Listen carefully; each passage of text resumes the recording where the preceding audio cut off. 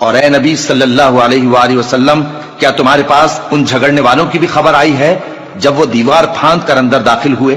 جس وقت وہ داؤد کے پاس آئے تو وہ ان سے گھبرا گئے۔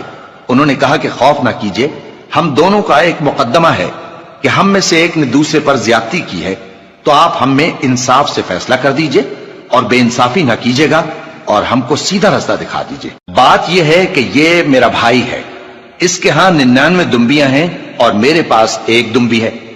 یہ کہتا ہے کہ یہ بھی میرے حوالے کر دے اور گفتگو میں مجھ پر حاوی ہو رہا ہے۔ انہوں نے کہا کہ یہ جو تیری دمبی مانگتا ہے کہ اپنی دمبیوں میں ملا لے، بے شک تجھ پر ظلم کرتا ہے اور اکثر شریک ایک دوسرے پر زیادتی ہی کیا کرتے ہیں۔ ہاں، جو ایمان لائے اور عمل نیک کرتے رہے، اور ایسے لوگ بہت کم ہیں۔ اور داؤد نے خیال کیا کہ اس واقعے سے ہم نے ان کو آزمایا ہے، تو انہوں نے اپنے پروردگار سے مغفرت مانگی اور جھک کر سجدے میں گر پڑے اور اللہ کی طرف رجوع کیا، تو ہم نے ان کو بخش دیا، اور بے شک ان کے لیے ہمارے ہاں قرب اور عمدہ مقام ہے۔